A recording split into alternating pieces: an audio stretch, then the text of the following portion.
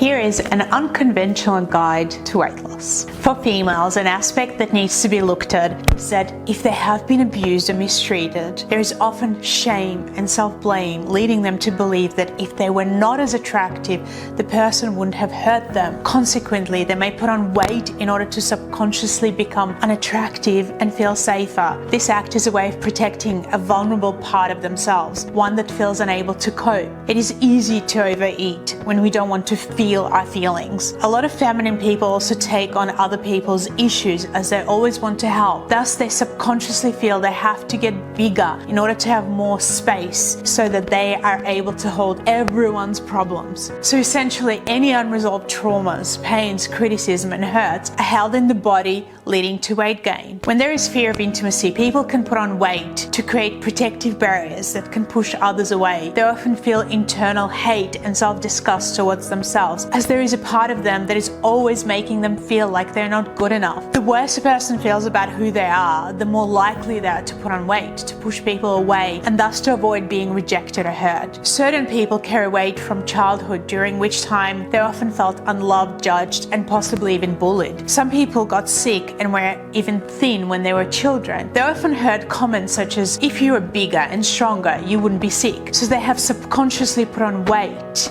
in order to not feel weak. When we feel shame, when we self-hate, when we disassociate because of painful experiences, when we carry guilt and shame, we are likely to put on weight. Besides doing emotional release work, it is really important to stop consuming excessive seed oils, eating junk food, having soft drinks, and of course, exercising. I recently heard that obesity is a disease you can't do anything about, but in reality, it's one you can address the most if you are willing to go within, release past trauma, guilt and shame, and reconnect to your self-worth and self-love. It is vital that we learn to respect our bodies and ourselves, listen to our bodies, eat healthy food, and create healthy boundaries with others that don't push them away but make them feel like we know who we are and what is healthy for us. Now, put down that sweet treat in your hand and do this instead. So a question you can ask: are you hungry? Focus on feelings instead of suppressing your feelings through eating. Give yourself permission to feel and explore your feelings by taking conscious breaths and exploring what the feeling is about. When you eat, can you eat slowly and chew your food consciously? Stop the moment you get a sign that your body has had enough.